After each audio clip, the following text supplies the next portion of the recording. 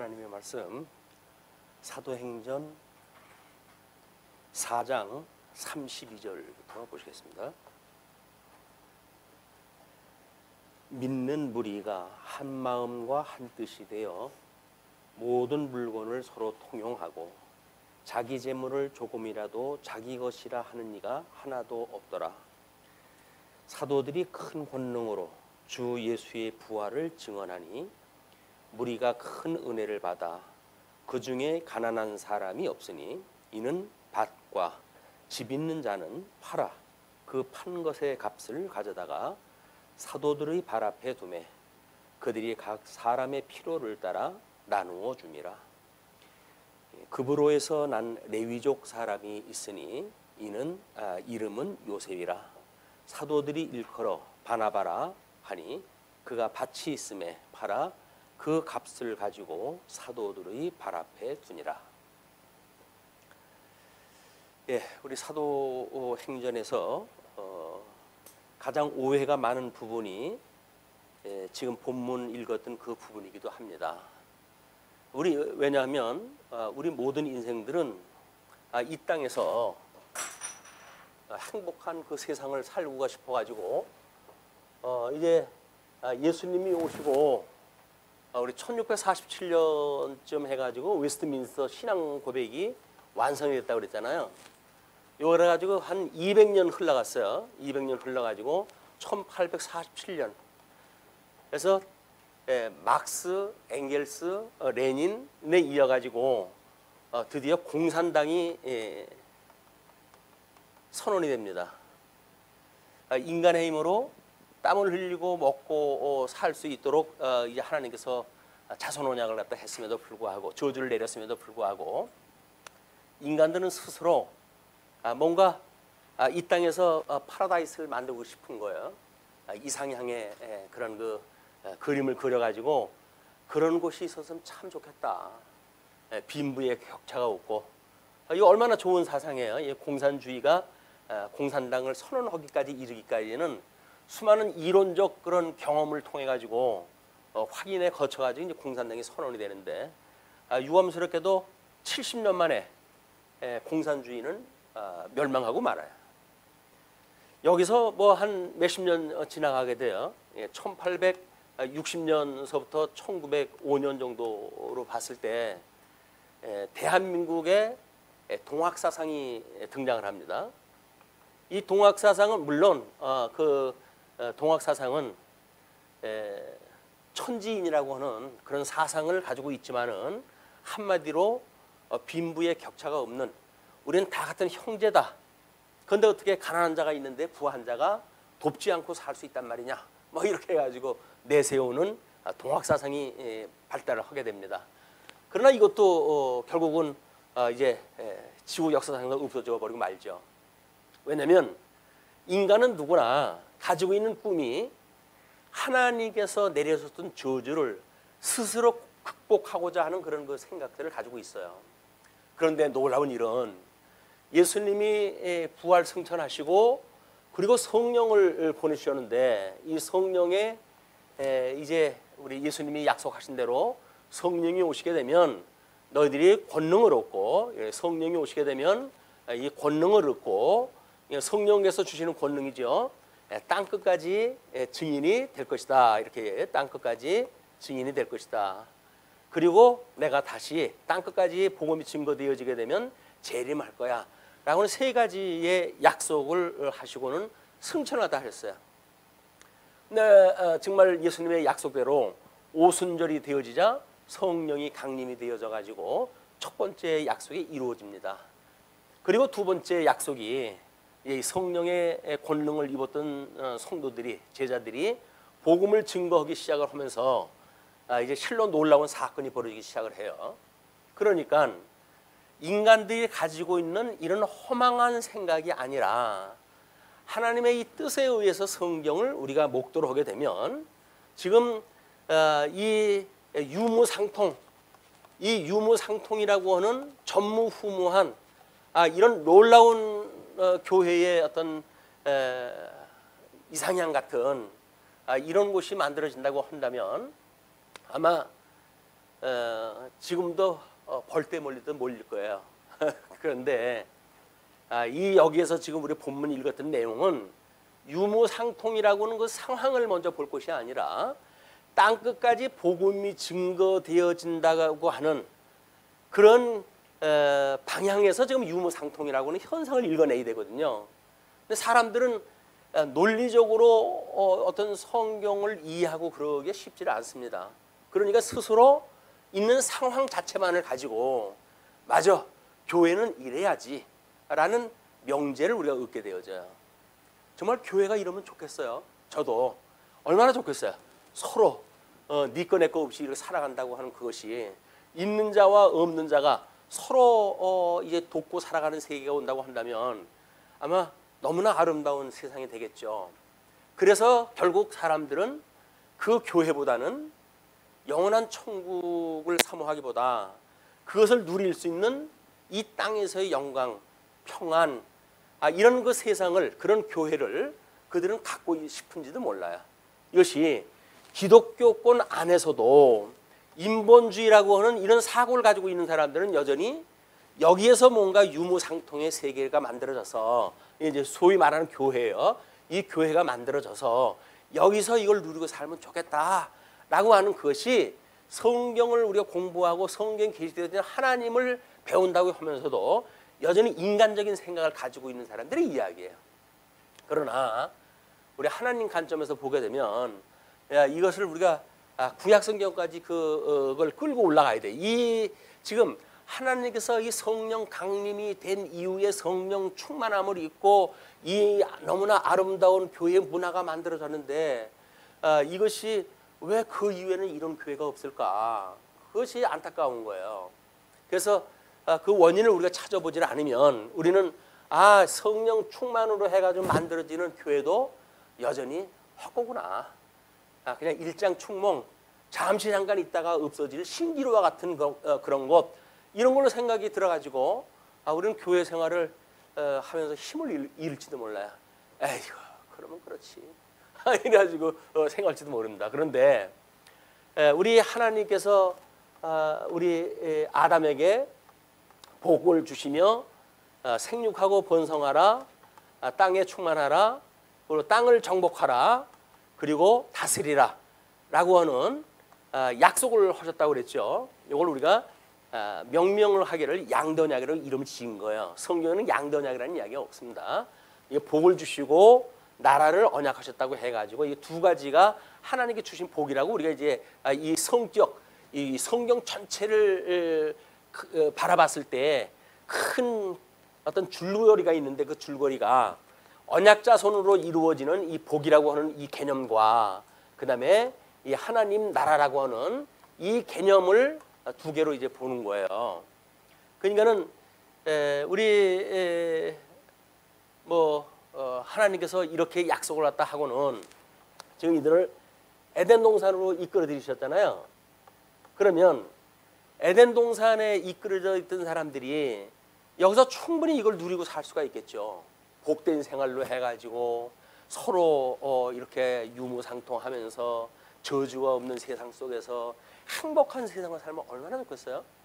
근데 하나님께서는 왜 동산의 중앙에다가 선악과를 두시고는 이걸 따먹으면 죽는다라고 하는 선언을 갖다 했을까요? 그래서 성경을 이제 처음 입문하는 사람들이 가장 큰 의심이 뭐냐면, 아니 하나님께서 에덴 동산까지 만들어 놓으시고 거기다 두셨으면서 거기서 살게 하시면 되지, 왜 이 내쫓아 가지고 이 험악한 세상을 우리한테 살게 합니까? 그거는 그렇다고 칩시다. 다 망했고 이제 불순종을 했으니까. 그러면 하나님과 도대체 이 선악과를 왜 만들어냈습니까? 그 이야기예요.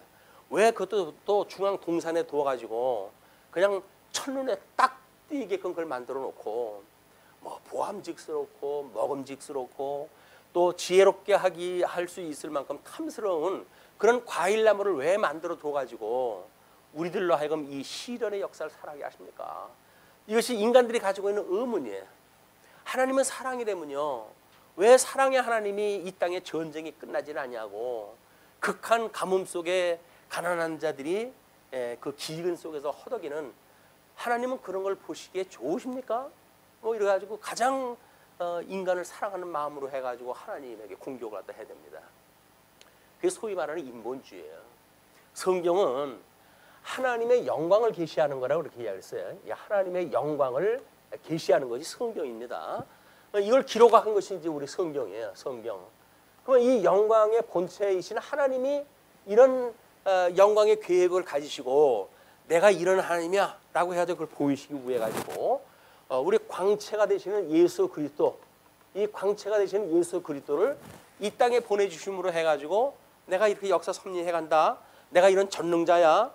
내가 내 마음 먹은 대로 내 계획대로 기쁘고 선하고 온전하신 뜻대로 내가 역사를 이렇게 섭리해 갈 거야. 그러니까 내가 어떠한 분인지를 너희들이 감히 알고 나를 갖다 경외하기를 게을리하면 안 돼. 하나님은 그렇게 해가지고 지금 역사를 보여주는 거거든요. 인간들은 스스로 뭔가 여기서 자기네들의 행복을 구가하다 하는 거야. 그래서 만약에 이 하나님의 영광이 하나님의 절대 주권이라고 하는 이거를 가지고 있는 성격이, 근데 인간이 가지고 있는 건 끊임없이 여기서 추구하고 있는 게 뭡니까? 성경을 읽더라도 여전히 인간의 행복이라고 하는 관점에서 봐요. 인간의 행복을 위해서 하나님께서는 세상을 이렇게 지으셨다. 인간의 행복을 위해서 예수님이 우리를 구속을 하셨다. 인간의 행복을 위해서 주님의 몸된 교회를 우리가 살아간다. 이렇게 이야기를 하는 거예요. 교회 생활을 하다가 인간이 생각하고 있는 행복에 미치지 못하게 되면 우리는 절망해요. 아니 뭐 말씀은 좋다고 그러고 무슨 뭐 말씀이 살아있다고 저쩌고 그러면서 어떻게 주님의 몸된 교회가 이 고난이 끝나지 않습니까? 이래가지고 우리는 의심을 갖게 되어지는 거예요. 이건 우리 사도행전을 공부해가면서 절체절명의 시간에 하나님께서 주님의 몸된 교회 구성원들 전체를 통해 가지고 우리가 뭘 봐야 되는지를 보여주시는 성령의 역사예요. 뭐 개인적으로는 아픔도 있죠. 뭐 고통이 아픔도 있고 사업이 안 되는 사람은 또 어려움도 있고 있어요. 근데 그것이 어떻다고요? 하나님의 역사, 이 인류 역사 또는 모든 세계에 영광을 계시를 갖다 하시기 위해서 섭리해 가신 데 있어서 우리들의 불행이나 우리들의 맘먹은 대로 안 되는 그런 그 세상이 하나님하고 뭔 상관이 있다고요? 하나님이 우리의 생각을 뭐 깊이 생각을 해가지고 좀 바꿔주시면 좋을까요? 그게 소위 말하는 이 사랑이라고 하는 개념의 오해인 거예요. 사랑하면 뭔가 인간적인 사랑, 뭐 그걸 뭐 원어적으로 해가지고 무슨 뭐 인간의 이제 어떤 그 남녀간의 사랑이니 친구간의 사랑이니 신적 사랑이니 뭐 이렇게 구분을 다 해내지만 그것이 무슨 의미가 있습니까? 인간이 생각하는 사랑이 뭐고 하나님이 생각하는 사랑이 뭔가 이 개념이 없으면 우린 또 교회 와가지고 시험 들어요. 뭐 사랑 말만 사랑이지 허구한 날 그냥 못 잡아먹어가지고 나를 갖다 공격을 갖다 해야 되고 뭔 사랑이냐 이게. 이렇게 해가지고 우리는 우리가 왜곡한 사랑에 대한 개념 때문에 하나님을 오해를 갖다 하는 거예요. 하나님은 사랑이라고 하는 걸 그렇게 이야기하신 적이 없어요. 우리 예수님도 내가 너희를 사랑한 것처럼 너희도 피차 사랑하라 그러잖아요. 그럼 우리가 사랑이라고 하는 개념은 우리 예수님이 우리를 위해서 뭘 사랑을 했지? 이걸 우리가 이제 깨달아야 되는 거 아닙니까? 예수님의 사랑으로 우리가 깨달은 바가 되어지게 되면 은혜 충만한 삶을 살아가게 되어지는 거예요. 우리들이 어떤 가지고 있는 여건, 이건 아무 조건도 안 되는 거예요. 그냥 우리가 하나님의 사랑만 깨닫게 되어지게 되면 이 놀라운 은혜의 감동을 가지고 이런 유무상통의 어떤 삶도 살아갈 수가 있는 겁니다. 그런데 자, 에덴 동산에서 하나님께서 선악과를 따먹고 선악을 아는 일에 하나님과 같이 되어졌다고 하는 이유로 이들을 내쫓잖아요. 이 저주를 줘가지고 내쫓아요. 그래서 생육번성하라고 이 자녀들에는 너희들이 땀을 흘리지 않으면 먹고 살 수가 없어 이제. 이래서 저주를 갖다 내리십니다. 그리고 땅을 정복하라고 했던 그런 그 우리들에게는 하나님께서 우리들에게 땅을 경작을 갖다 하고 그리고 심지어 이 땅에 대한 그런 그 일로 인해 가지고 땅의 걸로 인해 가지고 우리가 땅을 부쳐먹기 위해 가지고는 저주받은 삶을 살아갈 수밖에 없는 거예요. 자, 그런데 우리 함께 에덴에서 쫓겨났던 사단은 여전히 우리의 흙을 먹고 살라고 하는 그런 저주 아래 있음으로 해가지고 흙으로 지음을 받은 모든 인생들의 이제 주인이 되어집니다. 우리는 결국 이 사단의 종이 되어진 거예요. 저주 아래. 너무 허망스럽지 않습니까? 이 에덴 동산을 왜 내쫓아서 이렇게 하십니까? 물론 우리는 처음서부터 이거를 하나님의 영원한 전서부터의 우리 예정하신 뜻, 그래서 그리스도 안에서 선택하기로 예정되어 있는 사람과 이제 그리스도 바깥에 유기하기로 예정되어진 이것을 이루시기 위한 섭리로 이제 우리는 해석을 했죠. 그렇기 때문에 우리는 만약에 저 두 가지 선택과 유기라고 하는 걸 다 이루려고 한다면, 에덴 동산에 그대로 있다고 한다면 우리는 선택과 유기를 다 이루어질 수가 없어요. 아담 한 사람인데 누구는 선택하고 누구는 유기라도 하겠습니까? 그러니까 이 첫째 아담으로 인해 가지고 추방하심으로 해 가지고 다 저주 아래 놓이게 한 거예요. 그래서 아담 이후의 모든 인생들은 죄 중에 잉태가 되어지고 죄 중에 출생이 되어진 거예요. 의인은 없나니 하나도 없다고 성경이 이야기를 해요. 그러니까 우리가 이 자연 세계에서 살고 있는 모든 인생들은 나는 죄인이로구나 라고는 기본을 깔고 살아가는 거거든요. 그런데 그거를 다 잊어버리고 인간들이 구성을 해놨던 어떤 선악에 대한 개념, 이거를 도덕이라고 하는 관점으로 해가지고 자기네들이 말하고 있는 윤리에 대한 그 어떤 개념을 만들어내고 이렇게 해가지고 자기네들은 죄가 없다는 거예요. 그런데 인간의 성경을 모르는 인간들은 그럴 수 있다고 하지만 성경을 통해서 계시를 깨달았던 유대인들도 이 성경의 구약 성경을 공부해가면서 자기네들의 어떤 이런 율법을 온전히 이루어가지고 하나님 앞에 의를 이루겠다고 하니까 이런 세상에 있는 사람들이나 성경을 왜곡하고 있는 인본주의나 성경 해석이 다른 바가 없어요. 그냥 성경을 가지고 아무리 우리가 뭐 이러고 저러고 한다고 할지언정 우리는 정말 복음을 만나는 것이 아니라 인간의 행복을 위한 뭔가를 부과하고 싶은 거예요. 아프지 않고 질병이 없는 가운데, 기근이 없는 가운데 우리가 나그네 생활을 안 할 만큼의 넉넉한 땅을 주고 얼마나 좋습니까? 그런데 구약 역사를 보게 되면 전부 그런 역사야. 전부 인간의 그런 이스라엘 백성들을 심지어 창건되어진 그 나라조차도 그러지 않습니까? 자, 그런데 우리는 구약 성경 구조를 잡을 때 에덴 동산에서 이 언약을 실체적으로 우리가 이 성취되어진 모형적으로 이제 이루기 위해서 이 실체적인 그림자, 이 그림자로 이루어진 그거를 노아의 방주 사건을 통해 가지고 이제 이야기를 했어요.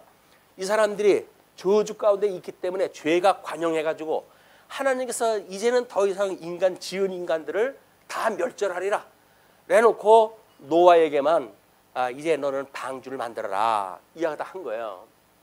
다른 사람들이 산 위에다가 방주를 짓고 있는 노아를 보고 비웃고 조롱하고 미친놈 아니냐, 너 지금 뭐하고 있냐 라고 그러는데 노아는 거기에 흔들리질 않아요. 하나님께 주시는 은혜에 붙들려져 있기 때문에 그렇습니다. 그래 놓고는 노아의 8 식구가 방주를 만들어 놓고 방주 안에 들어가가지고 그 모든 물 심판에 대한 거를 지금 지켜내잖아요, 이게. 그러니까 노아 방주로 해가지고 만약에 이것이 실체적으로 이것이 그냥 이루어진 거라고 한다면 거기서 성경이 끝났으면 또 얼마나 좋겠어요. 그런데 노아의 방주에서 나오자 하나님께서는 세 아들에게 언약을 합니다. 이래가지고 또 다시 저 언약을 갖다 주시잖아요. 복을 주시고 그리고 나라를 언약하다 하셨어요. 그러면 이 복과 나라가 아담에게 주어졌던 것과는 달리 노아의 방주를 통해서 한번 혼났으니까 물심판이라고 하는 또 심판도 지나왔으니까 이거를 누릴 수 있으면 얼마나 좋겠어요. 인간들이 그때나 이때나 인간의 행복을 추구하고자 하는 것은 여전히 했죠. 그냥 이들이 모여가지고 뭐랍니까? 야, 우리가 이제 큰 성을 쌓고 흩어짐을 면하자. 우리 하나님을 대적하는 거예요. 왜? 노아에게 이 자손했던 언약은 뭡니까? 생육 번성해서 땅에 충만하라는 거예요. 땅을 정복하라는 거예요. 그런데도 불구하고 인간들은 하나님께 주셨던 이 언약과는 상관이 없이 자기네들의 생각을 여기다 집어넣어가지고 우리는 이 높은 성들을 짓고 그리고 흩어짐을 면하자. 지네들끼리 잘 먹고 잘 사자 그 이야기예요. 하나님이 필요 없는 세상을 만들자 그 이야기예요. 하나님의 영광을 계시하시기 위해서 지금 이 성전을 떡신다고 그랬어요. 인간은 하나같이 자기의 영광을 위해서 그걸 허영심이라고 그랬죠. 자기의 영광을 위해서 자기의 헛된 생각을 위해 가지고 이렇게 살아가길 원하는 거예요. 그때마다 깨지고 하는데도 불구하고 지치지도 않아. 이 인간들은 끊임없이 그 길로 또 반복해서 가고 조상의 뒤를 어떻게 이렇게 충직스럽게 순종하는지 몰라요. 이것이 저주받던 인간의 모습들입니다. 자, 하나님께서 왜 이 인간들에게 언어를 흩어가지고 만방을 흩어버리셨을까요? 하나님은 당신의 영광을 계시를 갖다 해야 돼요. 그래서 땅 끝까지 복음이 증거되어지게 이 땅에 충만하고 자손이 생육 번성해가 땅에 충만하도록 만들어서 그 멸절되어졌던 인간들이 하나님께서 온 세계를 이거 채우시는구나. 하나님이야말로 정말 생육 번성케 하시는 분이로구나. 라고 하는 그 하나님의 영광을 돌려야 된단 말이에요. 그런데 인간들은 그러고 싶은 생각이 없어요. 하나님의 그런 뜻을 알고 싶은 생각도 없어요. 왜? 자기네 생각에 취해서 살기 때문에 그렇습니다. 이게 저주 아래 사단이 통치하는 곳에 있는 인간들의 한계예요. 인간들은 이 죄 아래 종노릇한다는 그런 그 이야기는 애초에 에덴 동산에서 선악을 따먹는 이 알게 하는 과일나무를 따먹는다고 해서 죽는 거 아니야 라고 하나님 말씀을 비언객케 하고 왜곡시키고 그리고 미혹하고 그래서 그걸 타락하게 만든 게 사단이거든요. 그러니까 사단은 자기 일에 충실한 겁니다. 이 사단이 지금 이 해 아래서 사단이 하는 일은 아주 충실하게 그 일을 다 하는 거야. 자기의 종을 삼아가지고 자기의 먹거리를 삼아가지고 그래가지고 이제 그 인간들을 자기 마음대로 조종을 다 하는 거야. 그게 소위 말하는 인간들의 철학 세상의 철학.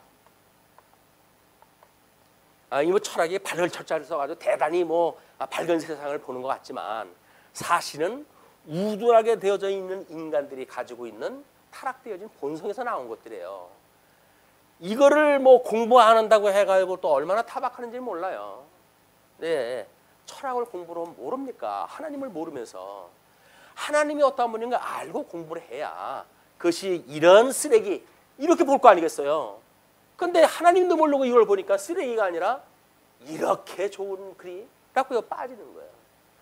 우리 어떤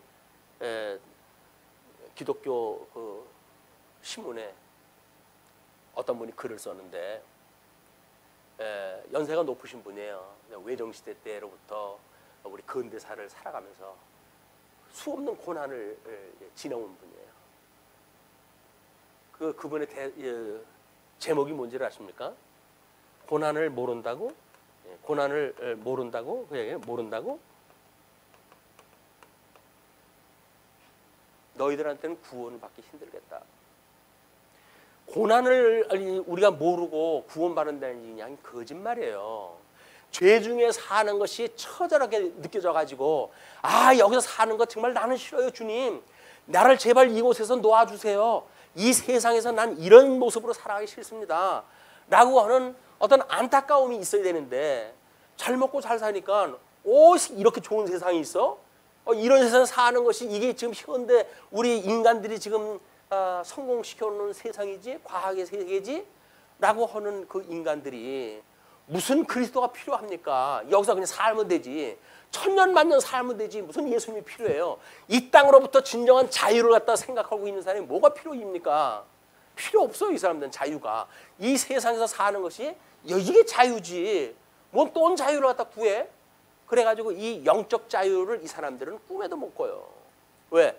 여기 사는 세상이 너무 좋은 거예요. 너무 행복한 거예요. 그러니까 주님께서 이런 세계 속에서 예수님을 보내주셔가지고 지금 구원을 갖다 해가지고 우리 복음서에서 언약한 대로 주님의 몸된 교회를 세우신 거 아니에요. 그래놓고 그 주님이 오셔가지고 이 성령이 오셔가지고 주님의 몸된 교회 이 사도들에게 권능을 줘가지고 복음을 증거하게 하시고 그러니까 3,000명, 5,000명으로 자꾸 이 중원이 되어지고 놀라운 그런 권능을 맛본 사람들이 거기에 또 유무상통의 아름다운 교회 문화까지 이루어지네요. 때로는 오순절 절기를 지키기 위해서 사방팡지에서 뭐 돌아오신 분들, 이런 분들이 이 좋은 곳을 버리고 나는 안 갈 거야, 여기서 자리 필 거야 라고 생각했을지도 모르죠. 그런데 땅 끝까지 이르러는 나의 증인이 되이되, 주님께서는 그런 약속을 하신 거예요. 그러니까는 예루살렘에서 지네들끼리 잘 먹고 잘 살면 그게 무슨 의미가 있느냐고요. 주님의 몸된 교회에서 지네들끼리 잘 먹고 잘 살면 무슨 의미가 있느냐고요. 고난을 받아가지고 뭔가 이게 다가 아니잖아 라고 해서 우리 생각 세계에 고정되어져 있는 생각이 깨지고 그리고 흩어지고, 그래서 거기에 뭔가 보화와 같은 복음을 만나야 우리가 진정한 생명을 누리고 살 수가 있는 거지. 평안한 생에서 자자 눕자, 또 우리 이번에 설 휴가로 해가지고 긴 휴가는 아니지만 얼마나 즐거운 시간입니까? 땀 흘리고 힘들게 일하는 시간들 다 버리고, 또 거기다 또 우리 동계올림픽 중계까지 해주겠다.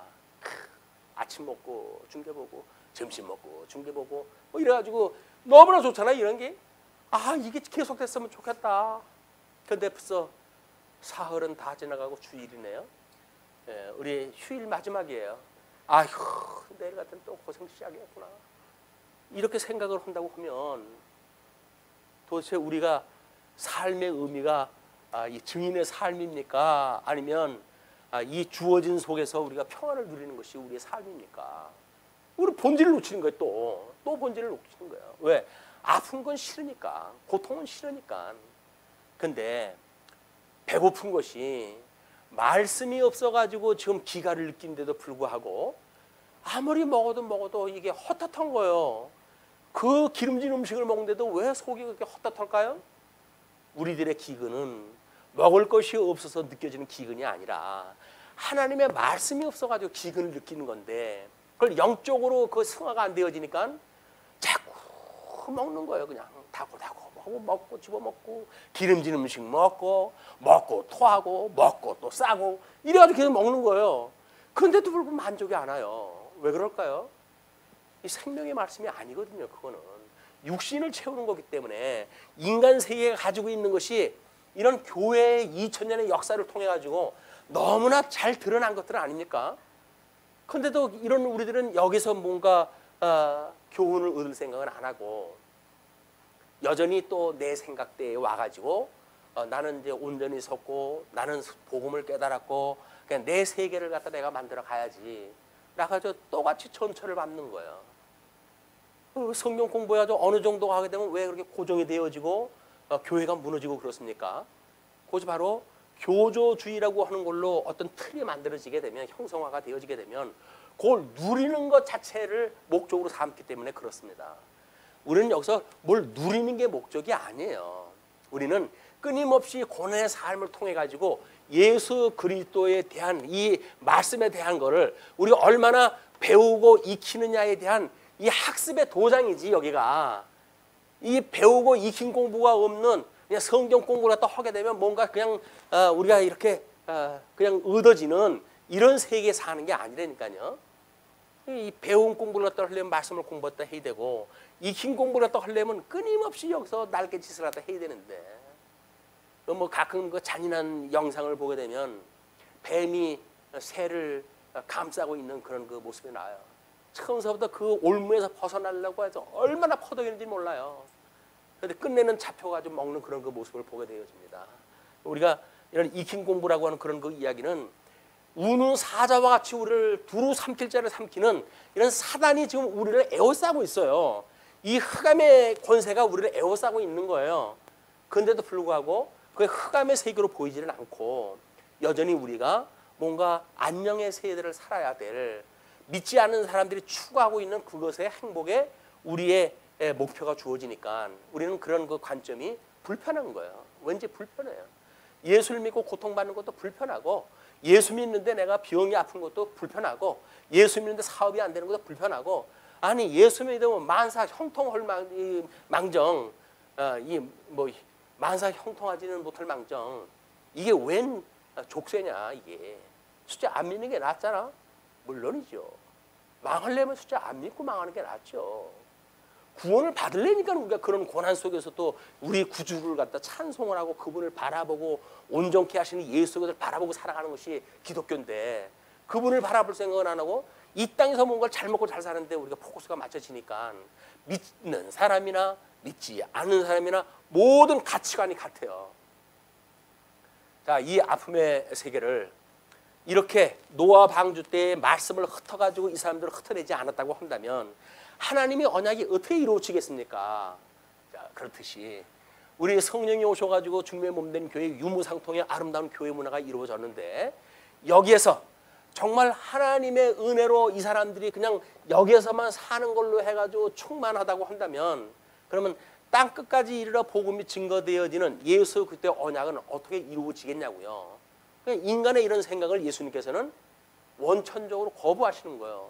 내 뜻은 아니야. 이게 내가 원형의 세계, 너희들이 성령 충만함을 입으면 어떠한 것이 이 하나님의 나라인지 이걸 보여줄게 라고 해서 표적적으로 보여준 사건이란 말이에요, 이게. 근데 지금도 여전히 우리는 이 이단자들은 어떻게 합니까? 교회 내에서 유무상통의 어떤 그런 기관을 만들어내고, 그래가지고 거기서 물건도 만들고 물건도 팔고 해가지고 거기서 잘 먹고 잘 살자고 하는 걸로 소위 만들잖아요.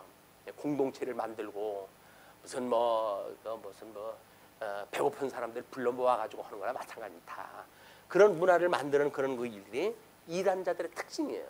이단자, 끝이 다른 자들이 그 기미를 볼 때 인간의 행복을 관점으로 해가지고 좀 우리를 미혹하느냐, 아니면 하나님의 영광을 중심으로 해서 우리에게 교훈하느냐라고 하는 걸 분별해보면 너무나 분명한 거예요.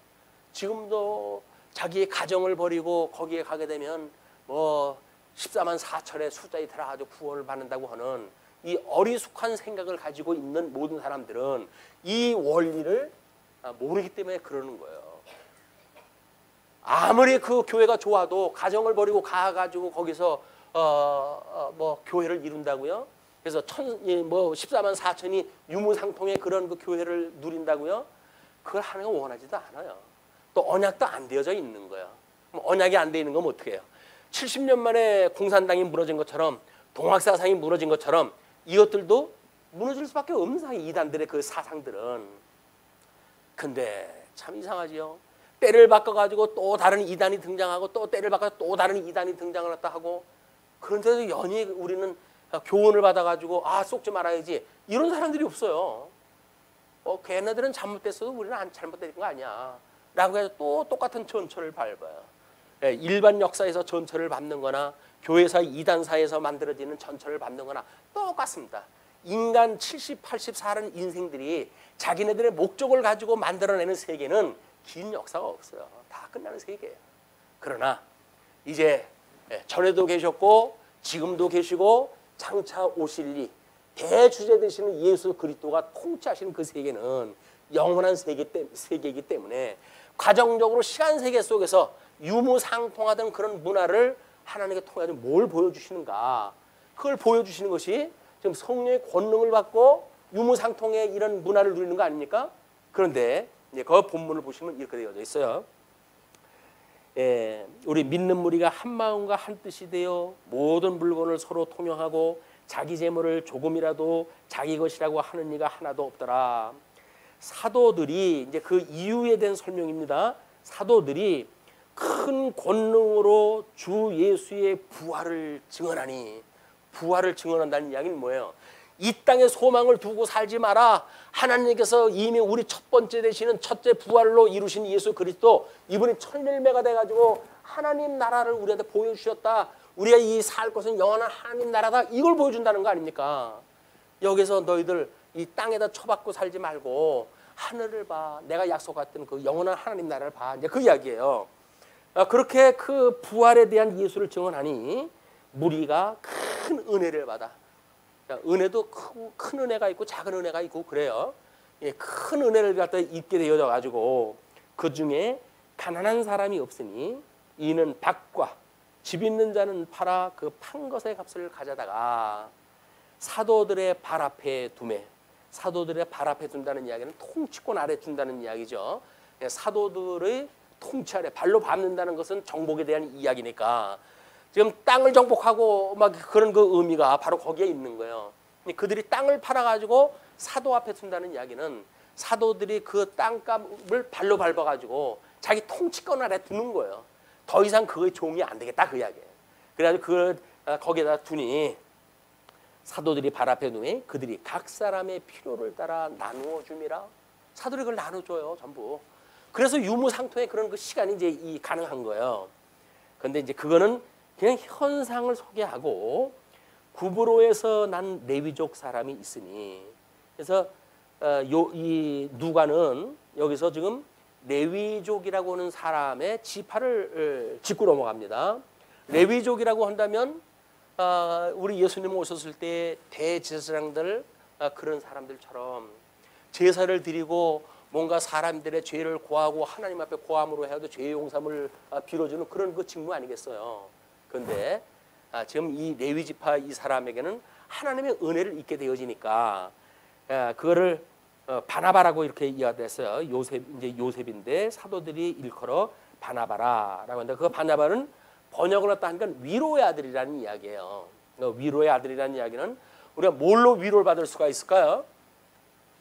우리 십자가의 도로 위로받을 수가 있으니까 위로의 아들이라고 하니 그의 밭이 있음에 팔아 그 값을 가지고 사도들의 발 앞에 두니라. 레위 지파의 지금 바나바가 이제 그 일을 다 한 거예요. 뭐 교회 지인다고 할 때 이런 성경 구절을 가지고 할 일을 갖다 해야 초대 성령 충만함을 입은 사람들은 자기 모든 소유를 팔아가지고 교회에다가 헌납을 갖다 했는데 당신들은 모릅니까?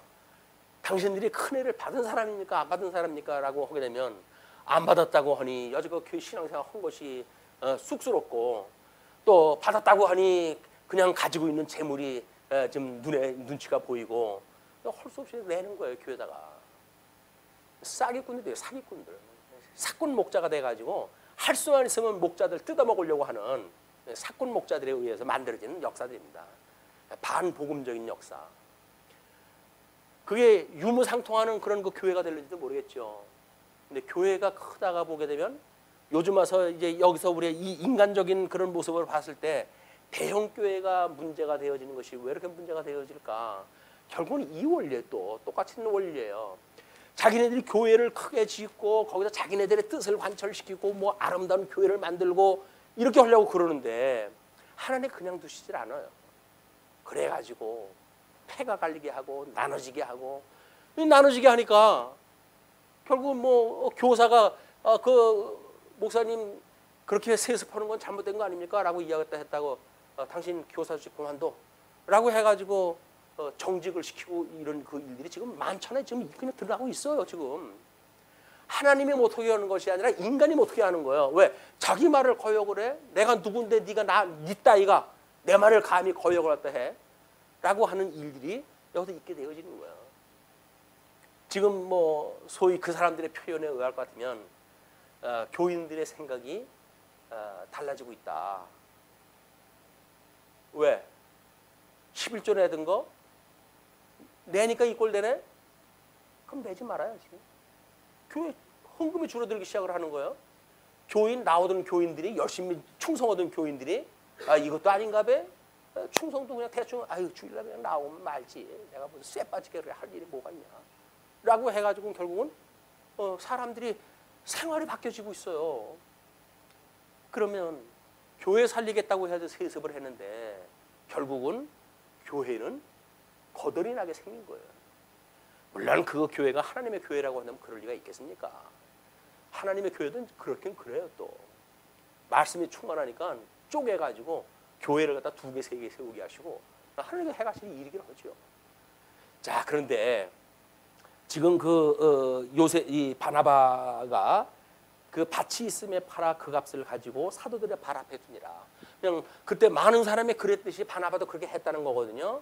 그래서 그 값이라고 하는 것이 단수를 쓴대요. 단수. 그래서 단수라고 하는 이야기는 뭡니까? 우리가 교회의 재산, 이 교회의 모든 재산은 이거는 총유의 재산이에요. 총유의 재산. 이 총유의 재산이라는 이야기는 나눌 수 있는 개념이 아니다 그 이야기. 많은 사람이 많이 냈고 적은 사람이 적게 냈고 그래가지고 만약에 우리가 야 이거 이 사업 안 되는데 쪼개 갖자 라고 해도 n분의 1로 나눈다고 되는 것도 아니고 내가 준 거대로 내놔 이것도 안 되는 거예요.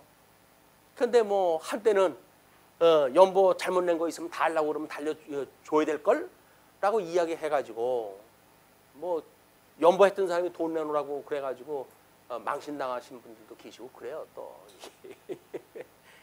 하나님 앞에 낸 것이 아니라 교회 그냥 활동을 위해서 낸 거니까 뭐 그거대로 내 마음대로 안 됐으면 내놔 그 이야기거든요.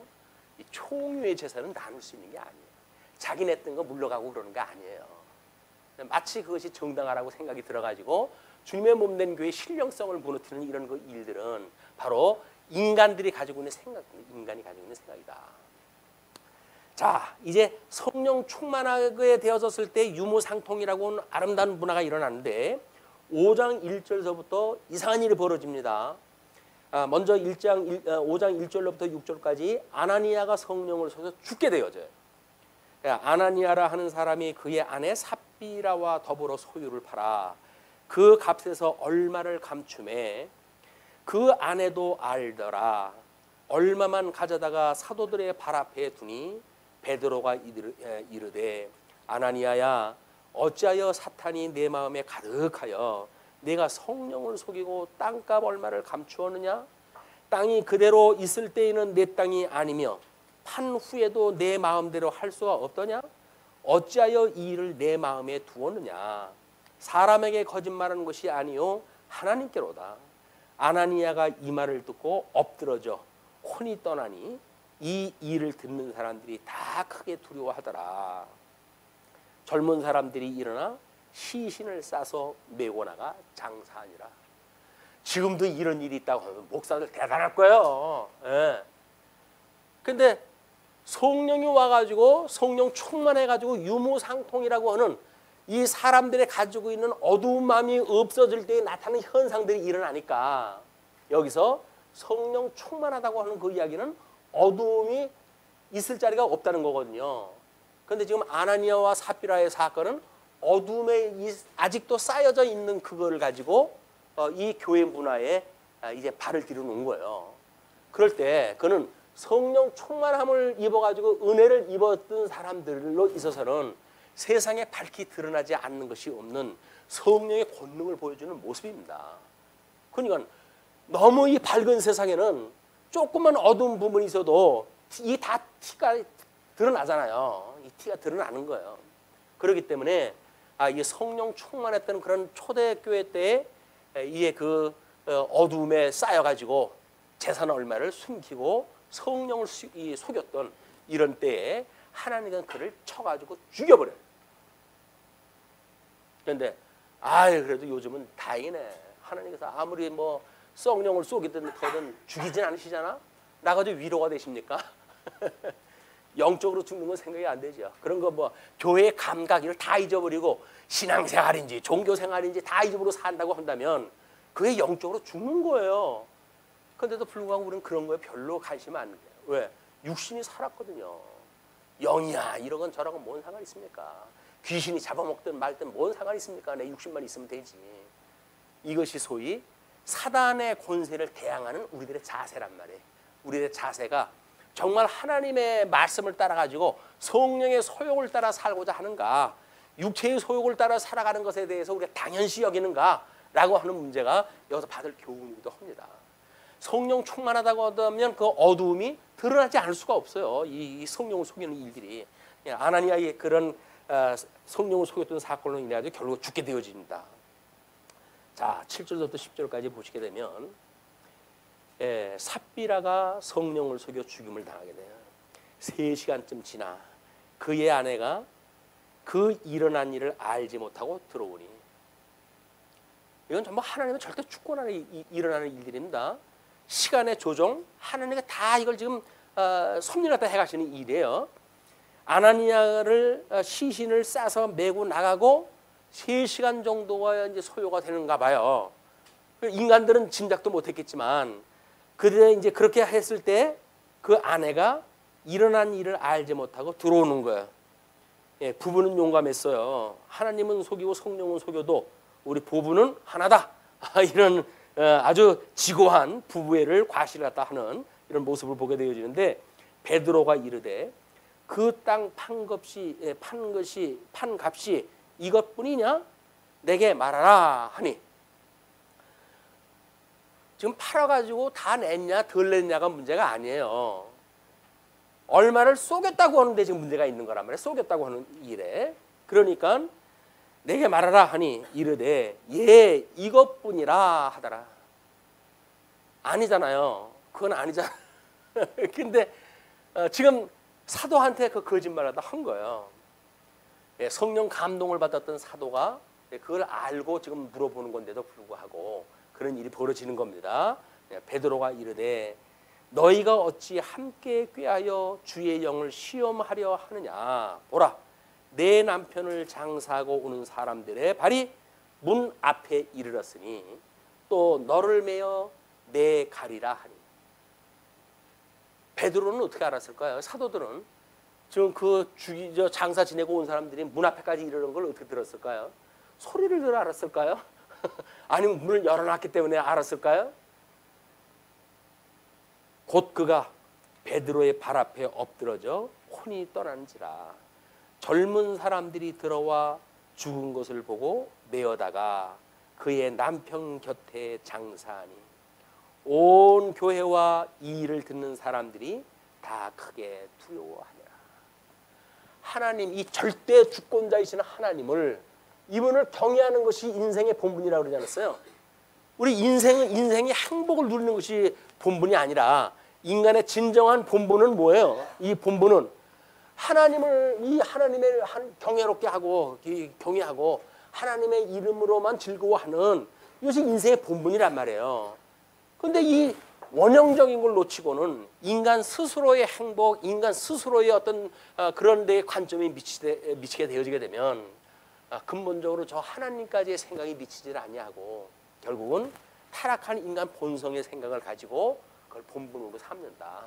본분으로 삼는다는 건 뭐예요? 이걸 가치로 삼고 산다. 그냥 가치. 썩어져 버릴 것. 또 이제 뭐 우리 예수님이 세상 이제 땅끝까지 복음이 증거되어지면 다시 오신다고 그랬으니까 재림이 되어지게 되면 이제 모든 불타가지고 없어질 세상, 이것들의 가치를 가지고 있는 사람들은 자기네들의 본분을 이 땅에다 둔다. 황금개띠죠. 금년에 황금개띠래요. 황금 있든 똥 깼든 개의 특징은 뭡니까? 땅 보고 걷는다는 거예요. 땅 보고 하는 거. 끊임없이 땅의 거를 보고 킁킁거리고 냄새 맡고 다니는 것이 이 개예요. 유감스럽게 저도 개띠입니다만은. 그런데 하나님께서 그 개띠를 예수님을 통해 가지고 구원했다 해가지고 하늘을 바라보는 성도로 삼아 주셨어요. 이 놀라운 은혜 아닙니까 이게? 이 우리 하나님의 말씀으로 교훈을 받게 되어지게 되면 우리들의 이렇게 어두운 그림자에서 만들어진 일로 인해 가지고 잘못을 깨닫게 되어지고 그 책망함을 받게 되어지고 이 책망함으로 해가지고 회개의 역사가 끊임없이 있게 되어지는 거예요.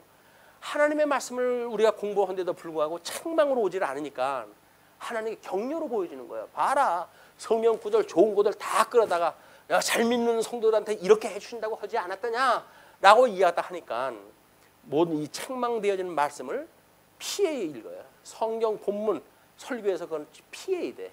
성도들한테 죄 사함을 받아라, 회개하라 이런 그 이야기를 하게 되면 왠지 성도들이 좀 듣기 거북할 것 같아가지고 말세의 증세, 귀를 즐겁게 하는 이야기들 그런 이야기를 해가지고 귀에 즐겁게 하는 이야기를 못 가요.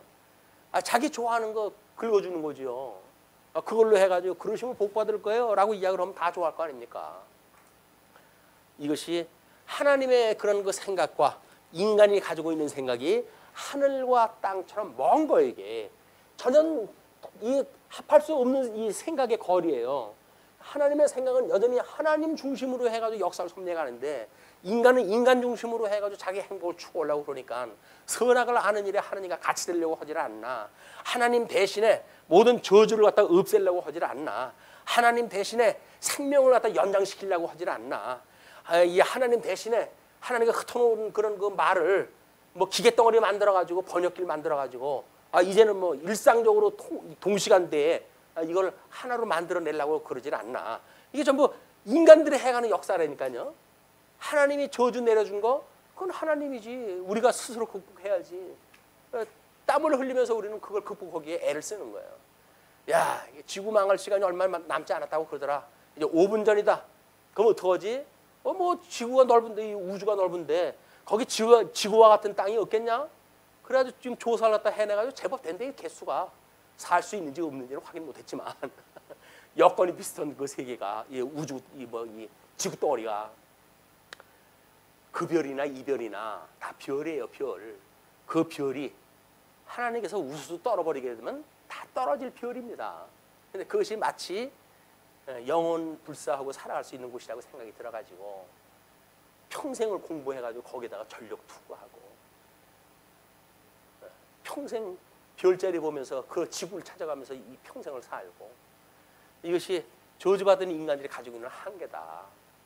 우리 영원하신 하나님, 지금도 살아계신 그 하나님께서 어떠한 분인가 알게 되어졌을 때 온 교회와 이 일을 듣는 사람들이 다 크게 두려워하니라. 경외심이 있어요. 경외심.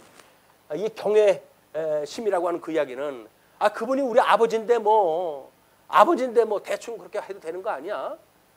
뭐 한두 살 먹었을 때 손주 노릇을 할 때는 수염도 끌고 그렇기도 하겠죠. 그러나 밥 숟갈도 먹어가며 이제는 어느 정도 생각이 들어가면서도 할아버지 수염을 끄든다 그러면 그걸 내버려두면 안 되죠. 그 할아버지 그거 놔두면 안 되는 거야. 이놈! 하고 혼을 내줘야지. 그런데 그냥 뭐 3살 먹을 때 수염 끌고 하던 거 그대로 버릇대로 그래 예쁘다 귀엽다 라고 해버리게 되면 경외심이 없어지는 거예요.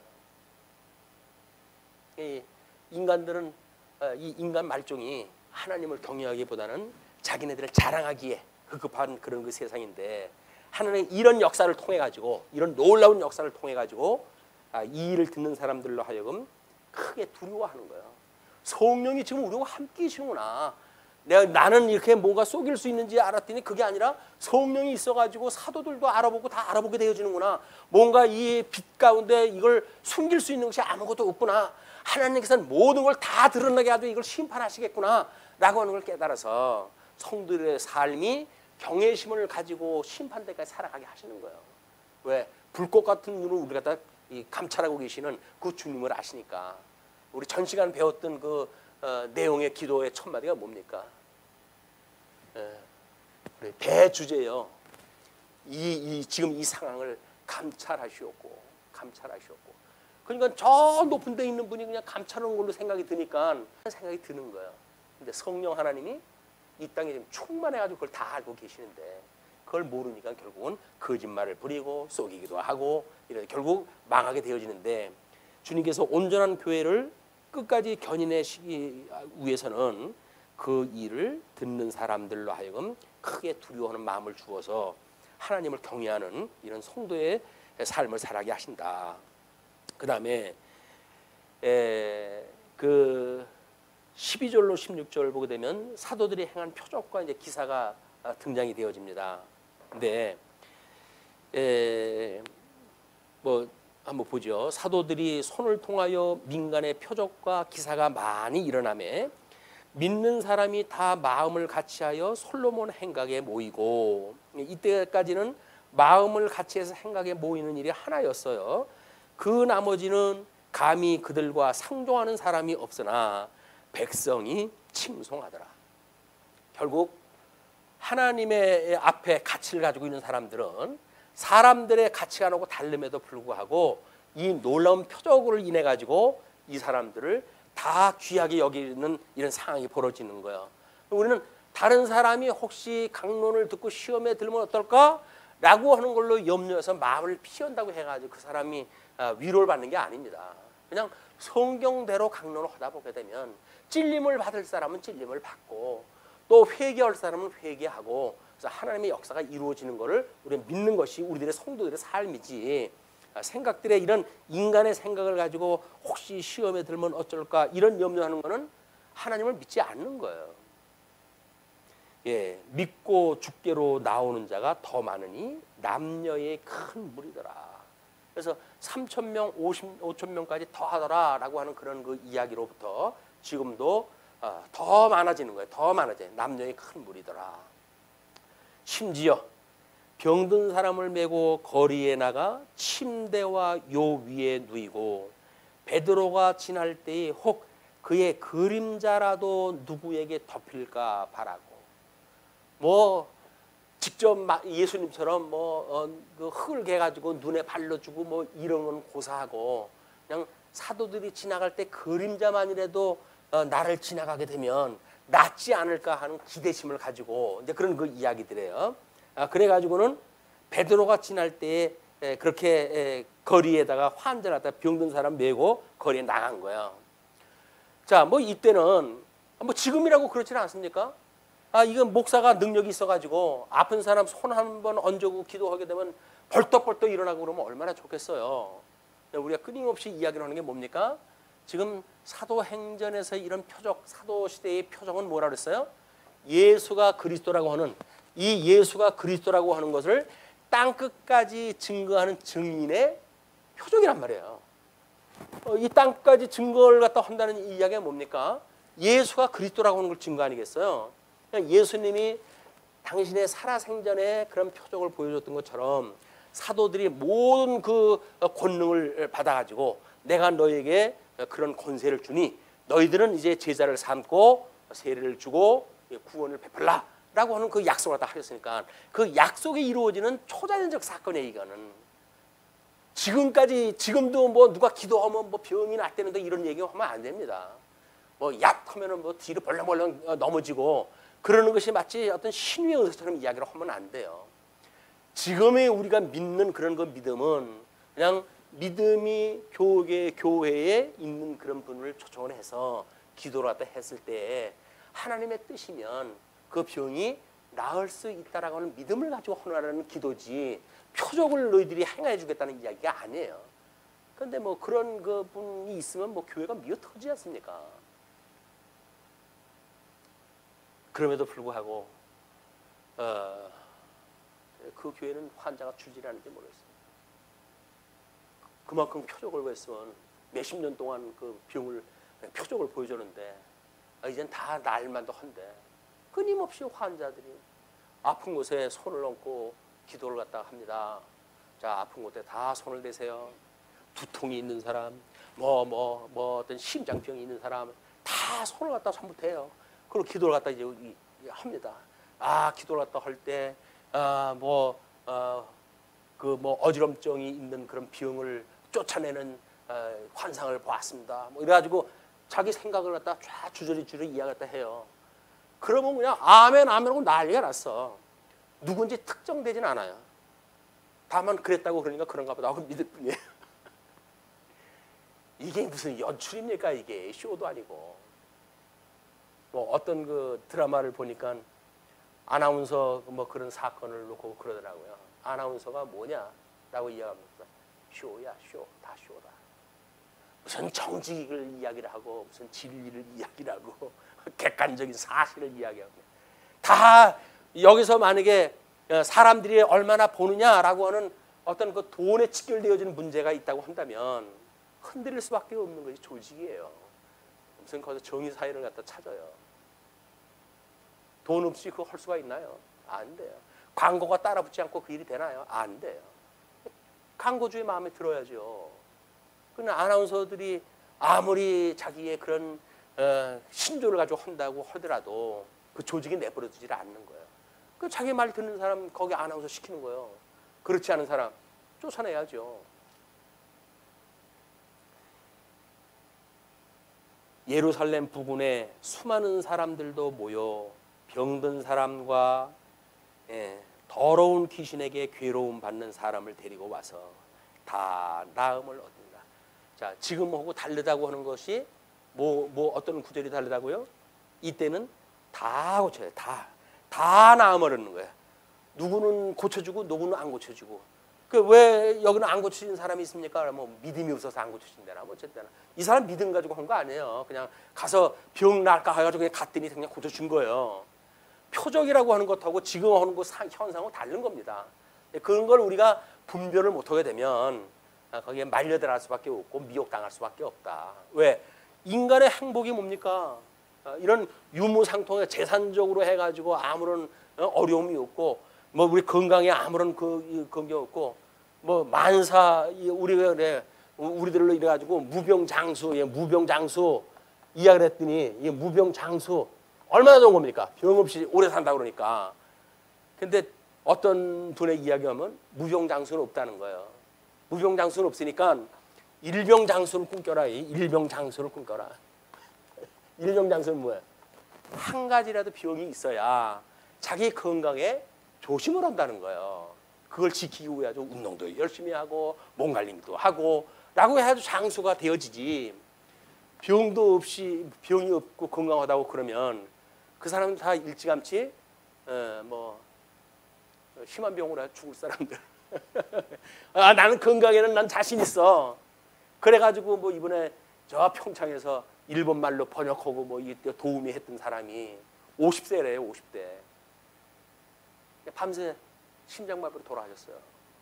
그 전날까지도 회식을 하고 술 먹고 그랬던 분인데 나는 지금 한창 나이야 내가 이 나라의 좋은 일을 위해 가지고 내가 봉사 활동을 갖다 할 것이고 내가 알고 있는 일본을 통해 가지고 이런 데 도움을 갖다 줄 것이고 저녁에 아직도 나는 뭐 체력이 멀쩡해 한 잔 먹자 먹었는데 그 다음날 안 일어나요 이분이. 무병장수 별로 좋은 거 아니에요. 아유 그러면 하나까지만이라도 좋겠는데 하나가 더 넘으니까 문제죠. 하나나 둘이나 그게 그겁니다. 인간은 어차피 병을 가지고 있어가지고 골골 뭐 얼마에 골골 뭐 3년이래나 뭐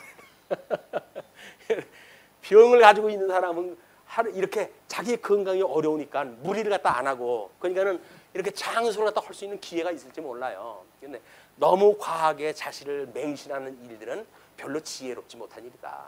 겸손해야 돼. 이 땅에서도 겸손해야 돼. 그래야 천수를 누리고 살아가게 되어진다. 예, 오늘 16절까지만 하고 기도하시죠.